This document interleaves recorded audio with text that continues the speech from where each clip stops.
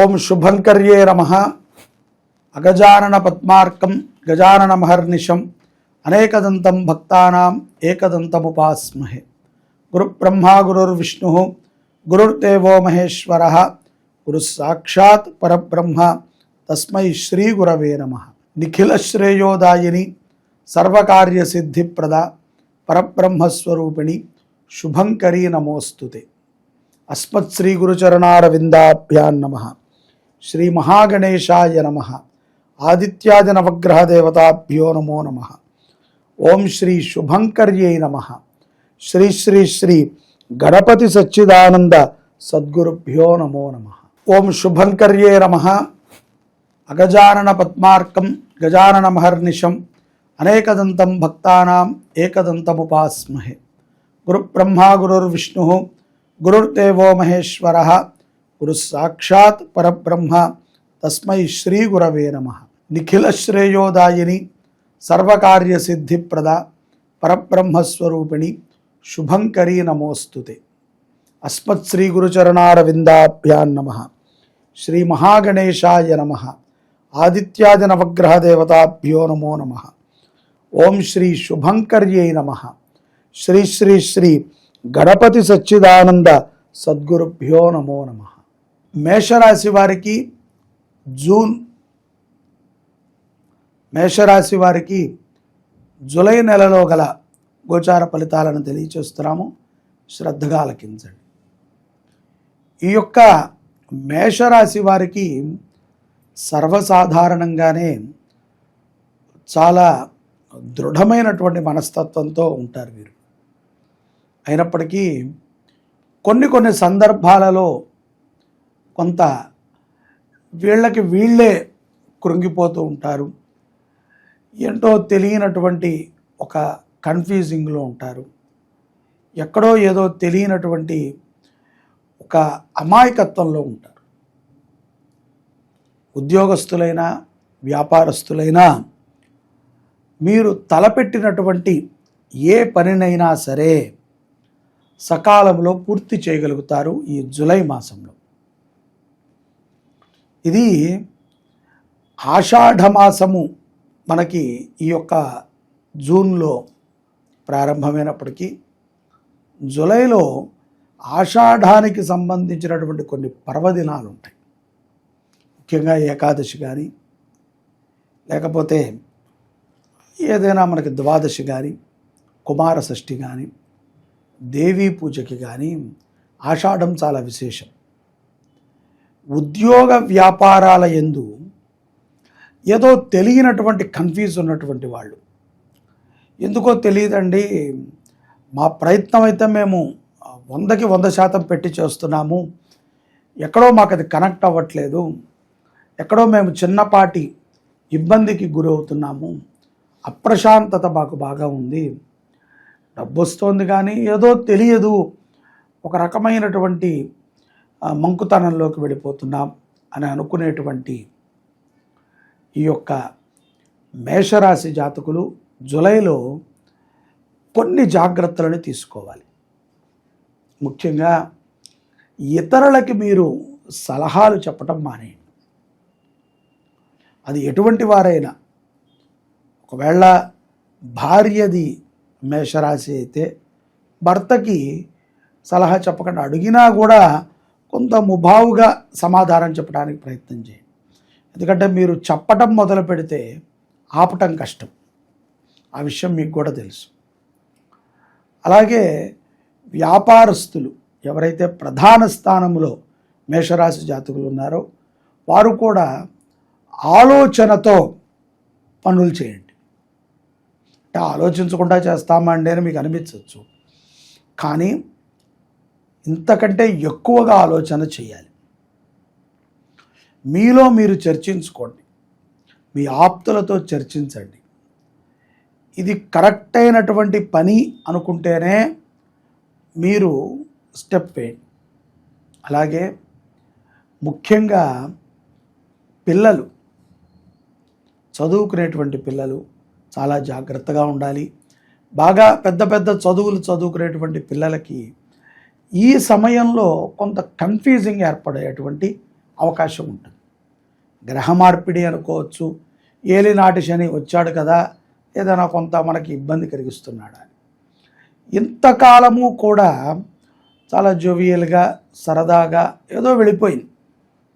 ఇప్పుడు అసలైన సమయం వచ్చింది. ఈ సమయంలో మీరు స్థిరకారకులు అవ్వాలి. ఈ సమయంలో మీరు ధైర్యవంతులు అవ్వాలి. ఈ సమయంలో మీరు చాలా ప్రయోజనాత్మకమైనటువంటి నిర్ణయాలని తీసుకోవాలి.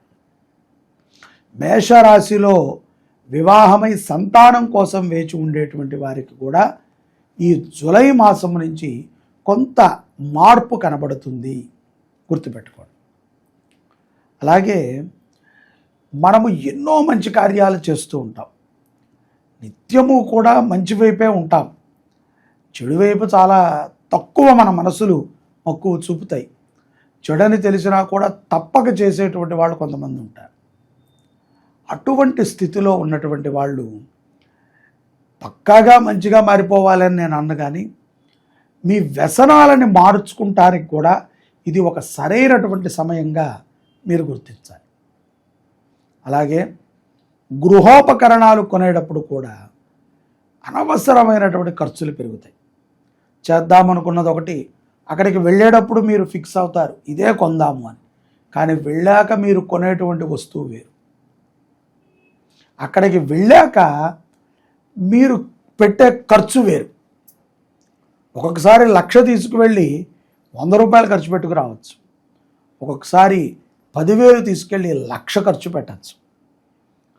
ఒక్కొక్కసారి ఎందుకో అలా మైండ్ తిరిగిపోతూ ఉంటుంది. నెగటివ్ వేవ్స్ ఎక్కువగా మేషరాశి వారి చుట్టూ తిరుగుతూ ఉంటాయి. కాబట్టి కొంత కన్ఫ్యూజ్డ్గా ఉంటారు అని మనం అనుకోవచ్చు. ఈ యొక్క జూలై మాసంలో మనము శ్రీ శుభంకరి సేవా సమితి నుంచి 6 మురుగన్ క్షేత్రాలు మనకు తెలుసు తమిళనాడులో ఉన్నాయి. వీటన్నిటిలో కూడా ప్రతి క్షేత్రములో కూడా కళ్యాణోత్సవాలను చేస్తూ 7వ కళ్యాణాన్ని కుక్కే సుబ్రహ్మణ్య స్వామి వారి క్షేత్రంలో చేసి 8వ కళ్యాణం ఏదైతే ఉన్నదో అది మన శుభంకరి దేవస్థానం ప్రగతి నగర్లో ఉన్నటువంటి మహాసర్పవల్లి దేవసేరా సమేత సుబ్రహ్మణ్యేశ్వర స్వామి వారి సన్నిధానంలో జరపటానికి మనము సంకల్పం చేశాం. తప్పనిసరిగా మేషరాశి జాతకులందరూ కూడా కుదిరితే కనుక మీ పేరు నేను నమోదు చేసుకోండి. ఇన్ని క్షేత్రాలలో ఏకకాలంగా కళ్యాణాలు జరగటం అనేటువంటిది చాలా విశేషమైనటువంటి సంకల్పం. మనకి సుబ్రహ్మణ్య స్వామి కళ్యాణం ఒకటే కాదు, అనేక విషయాల యందు మనల్ని అనుగ్రహిస్తాడు. భూ విషయాలు బాగోకపోయినా, అలాగే గృహములో అప్రశాంతత ఉన్న, అనారోగ్య బాధన ఉన్నా కూడా మనని కాపాడగలిగిన ఏకైక పరమాత్మ సుబ్రహ్మణ్యేశ్వర స్వామి. ఈ యొక్క పౌర్ణమి తర్వాత జూలై 10వ తారీఖు తర్వాత కొన్ని మార్పులు మీ జీవితంలో కలుగుతాయి. ఆ యొక్క మార్పుల ద్వారా మంచి నిర్ణయాలను తీసుకుంటారు. కొత్తింటికి అడ్వాన్స్ ఇవ్వడం జరుగుతుంది మేషరాశి వారు. అలాగే భార్యాభర్తల మధ్య ఏదైనా స్పర్ధలు ఉంటే అవన్నీ కూడా తొలగుతాయి. వాటితో పాటుగా ఆనందకరమైనటువంటి సందర్భాలు కొన్ని జరుగుతాయి. తల్లిదండ్రుల ఆరోగ్యం పట్ల శ్రద్ధని పెంచుకునే విధంగా మీ ఆలోచన ఉంటుంది. ముఖ్యంగా చెప్పుడు మాటలు వినకండి. మీరు ఎవరికి కూడా ఇతరుల మీద చెప్పకండి. ప్రేమతో ఉండండి, భక్తితో ఉండండి, ధర్మంగా ఉండండి. సకల విజయాలని కూడా మీరు ఇట్టే సాధించగలుగుతారు మేషరాశి జాతకులు జూలై మాసంలో. శ్రీ సుబ్రహ్మణ్యేశ్వర స్వామి వారి దివ్యక్షేత్రాలు తమిళనాడులో మనకు ఉంటాయి. ఇవి 6 మురుగన్ క్షేత్రాలు. ఇవి చాలా విశేషమైనటువంటివి. కొన్ని పర్వతం మీద ఉంటే, కొన్ని సముద్రం దగ్గరలో మదురై దగ్గరలో ఉంటాయి. ఈ యొక్క క్షేత్రాలని జీవితంలో ఒకసారి దర్శిస్తేనే మహాపుణ్యం. అటువంటిది ఈ యొక్క క్షేత్రాలలో ప్రతి క్షేత్రములో కూడా మన శుభంకరి దేవాలయం నుంచి ఉత్సవమూర్తులను తీసుకువెళ్ళి కళ్యాణోత్సవాన్ని చేయించి 7వ కళ్యాణాన్ని కుక్కే సుబ్రహ్మణ్యేశ్వర స్వామి వారి సన్నిధిలో చేసి 8వ కళ్యాణం ఆషాఢ కృత్తిక అంటే ఆఢీ కృత్తిక స్వామివారికి సుబ్రహ్మణ్యేశ్వర స్వామిగా శరవణ భవుడిగా నామాన్ని స్వీకరించినటువంటి రోజున మన దేవాలయంలో 8వ కళ్యాణాన్ని చేస్తున్నాం. ఈ 8 కళ్యాణాలు కూడా మనలో ఉన్నటువంటి 8 కామ్యాలకు ఉపయోగపడుతుంది. మొదటి కామ్యము వివాహం, రెండోది సంతానము, మూడోది పుట్టినటువంటి సంతానము ఆరోగ్యంగా ఉండటం, నాలుగోది సంసార జీవితం బాగుండటం, ఐదోది కోర్టు, ఆరవది మనకి ఉన్నటువంటి మానసిక చాంచల్య దోషాలన్నింటినీ కూడా నివృత్తి చేసేది, ఏడవది శారీరకముగా మనకి ఉన్నటువంటి బాధలు, 8వది అత్యంత విశేషమైనటువంటిది ఇవాళ రేపట్లో పిల్లలకి మాటలు రావట్లేదు, చాలా మగతగా ఉంటున్నారు. ఎంతకాలమైనా సరే ఈ యొక్క ఆర్టిజం ప్రాబ్లం చేత మాటలని పలుకులని పలకలేకపోతున్నారు. అటువంటి ఆర్టిజం సమస్యల నుంచి తొలగించబడుతుంది. కాబట్టి ఈ కళ్యాణోత్సవంలో ప్రతి ఒక్కరూ కూడా పాల్గొని శ్రీ శరవణ భవ సుబ్రహ్మణ్యేశ్వర అనుగ్రహాన్ని పొందండి.